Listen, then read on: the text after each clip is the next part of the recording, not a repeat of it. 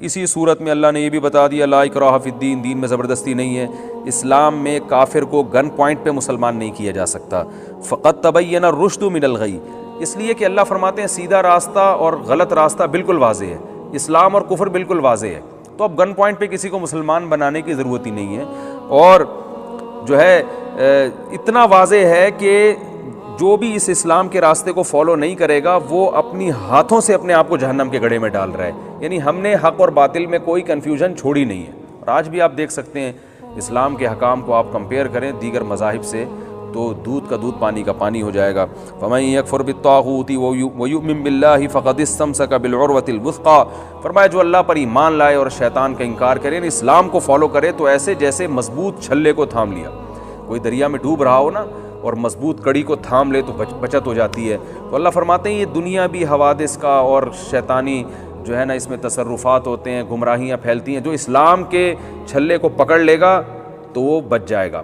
تو وہ مضبوط چھلا ہے اور مضبوط لگام ہے جس کو پکڑنے سے تمہاری حفاظت ہو جائے گی. لن فصام لہا، یہ ٹوٹنے والا نہیں ہے. بڑی خوبصورت مثال دی. اور اللہ نے یہ بھی فرمایا اللہ ولی الذین آمنوا یخرجہم من الظلمات الی النور، ایمان والوں کا اللہ دوست ہے، ان کو گمراہی سے روشنی کی طرف لاتا ہے. یعنی جب آپ اسلام کو فالو کرتے ہیں نا تو آہستہ آہستہ آپ کے سامنے ہدایت کے راستے اور کھلتے چلے جاتے ہیں، حق اور باطل اور ممتاز ہوتا چلا جاتا ہے. اور جو اسلام کو فالو نہیں کرتے تو وہ اور زیادہ گمراہی کی طرف چلے جاتے ہیں. اس کی مثال دیکھ لیں آپ، یورپ اسلام کو فالو نہیں کر رہا، کیسے کیسے گمراہانہ قانون بنتے چلے جا رہے ہیں. گے میرج کو حلال کر دیا، کچھ انسانی سوچنے کی بات ہے. شراب حلال ہے، زنا حلال ہے، گمراہی میں پڑتے چلے جا رہے ہیں. اور اب پتہ نہیں کیا کیا چیزیں حلال ہونے والی ہیں، اللہ کی پناہ. تو اللہ فرماتے ہیں ایمان والے جو ایمان کو فالو کرتے ہیں روزانہ ان کی ہدایت بڑھتی ہے، اور جو اسلام کو فالو نہیں کرتا وہ گمراہی سے گمراہی کی طرف چلے جاتے ہیں اور آئندہ اور زیادہ گمراہ ہو جائیں گے وہ. اسی صورت میں اللہ تعالیٰ نے ابراہیم علیہ السلام کا جو نمرود سے بحث ہوئی تھی وہ بھی ذکر کی. ابراہیم علیہ السلام نے کہا میرا رب جو ہے میرا رب زندہ کرتا ہے اور موت بھی دیتا ہے. تو بادشاہ نے کیا کہا کہ میں بھی تو زندہ کر سکتا ہوں. ایک شخص جس کے پھانسی کا فیصلہ ہونے والا تھا اس کو کہا، چھوڑ دیا، کہ دیکھو یہ مرنے والا تھا، میں نے اس کو حیات دے دی. اور ایک آدمی جو بیچارہ بے گناہ تھا اس کو بادشاہ نے قتل کروا دیا، بولا دیکھو میں تو موت دیتا ہوں. ابراہیم علیہ السلام نے کہا ٹھیک ہے، میرا رب تو مشرق سے سورج نکالتا ہے، تو مغرب سے نکال کے دکھا. تو بیچارہ تو نہیں کہنا چاہیے، وہ جو ہے نا مبہوت ہو گیا. اللہ نے اسی میں ایک واقعہ بیان کیا کہ ایک کوئی بزرگ تھے پچھلے زمانوں میں، تو یا کوئی پیغمبر تھے، اس کا قرآن میں ہمیں واضح تذکرہ نہیں ملتا. تو انہوں نے کہا کہ اللہ تو جب ہم ہڈیاں ہو جائیں گے کیسے زندہ کرے گا. ان کے دل میں کوئی شبہ یا شک نہیں تھا، بس ویسے ہی اطمینان قلب کے لیے. تو قرآن کہتا ہے کہ اللہ نے ان کو موت دے دی. کالذی مر علی قریۃ وہی خاویۃ علی عروشہا، ایک بستی کے پاس سے گزرے جو تباہ ہو چکی تھی. تو انہوں نے کہا اللہ یہ تو مر گئے، کھپ گئے، کیسے قیامت میں دوبارہ زندہ ہوں گے. اللہ نے انہی کو موت دے دی اور 100 سال کے بعد اللہ نے ان کو اٹھایا. اور پھر اللہ نے پوچھا بتاؤ تم کتنے دن سوئے ہو، یہ کتنے دن تمہیں پر موت واقع ہوئی ہے. انہوں نے کہا 1 دن یا اس سے بھی آدھا. اللہ نے کہا کہ تمہیں میں نے 100 سال تک موت دی ہے، 100 سال کے بعد اٹھایا ہے.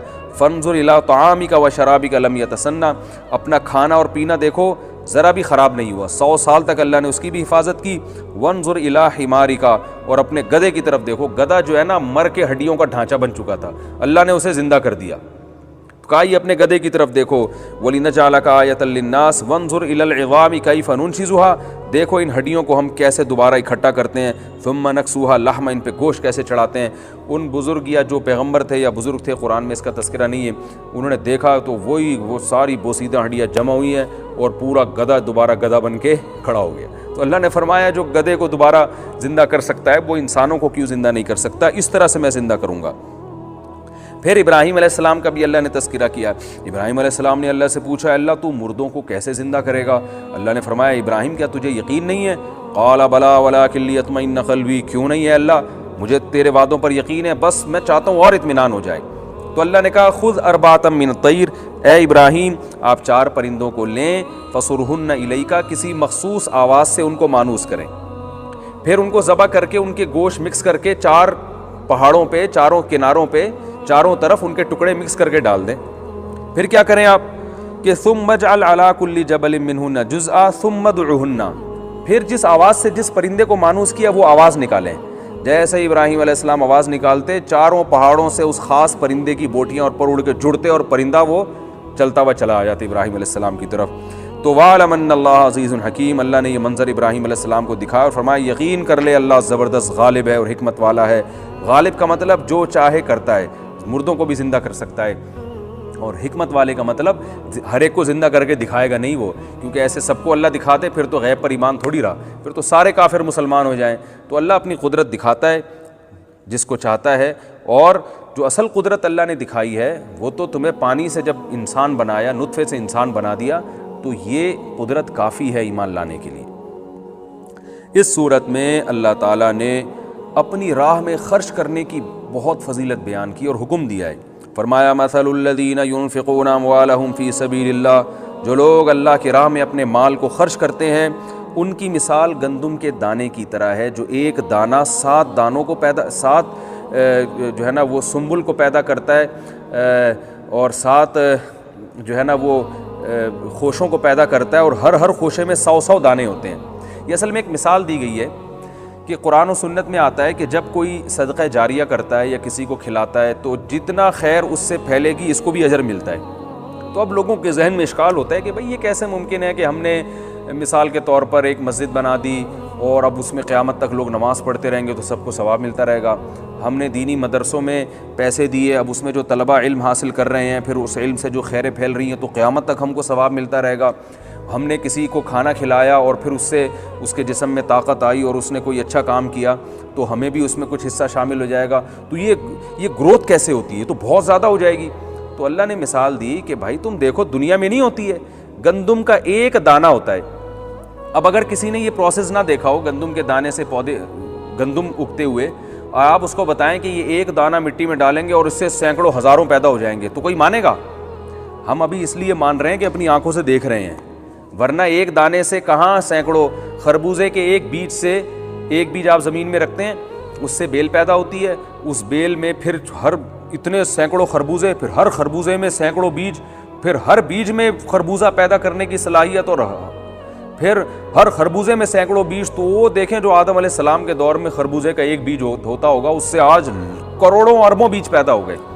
تو اللہ بتا رہے ہیں کہ جو رب ایک گندم کے دانے سے زمین میں جب ڈالتے ہو اتنے سینکڑوں دانے پیدا کر سکتا ہے، تو وہ تمہارے ایک صدقات و خیرات کو وہ بیج نہیں بنا سکتا کہ تم نے 1 روپیہ دیا اور ملٹی پلائی کرتے کرتے کرتے کرتے اللہ اس کو اتنا بڑھا دے. ہمارے ایک شیخ ہیں، حضرت ہیں، ان کو بڑی پیاری بات کی انہوں نے، جن سے میں بیعت ہوں. انہوں نے کہا دیکھیں اللہ نے علماء کو اتنی فضیلت دی ہے کہ جو علماء دینی مدارس میں پڑھاتے ہیں تو ان کو قبر میں کتنا ثواب ملتا ہے، یا جو تاجر دینی مدارس کے ساتھ تعاون کرتے ہیں وہ کس قدر اجر کما لیتے ہیں. جو بڑے بڑے مدارس آج چل رہے ہیں جن میں سینکڑوں بچے پڑھ رہے ہیں اور ان کی خیریں پوری دنیا میں پھیل رہی ہیں، مساجد میں وہ امامت کرتے ہیں اور درس قرآن دیتے ہیں، تدریس کرتے ہیں. تو انہوں نے فرمایا کہ کس قدر اللہ نے ان پر فضل کیا کہ وہ مرنے کے بعد بھی ان کی یہ خیر پھیل رہی ہے اور کتنا بڑا اجر قیامت کے دن وہ دیکھیں گے.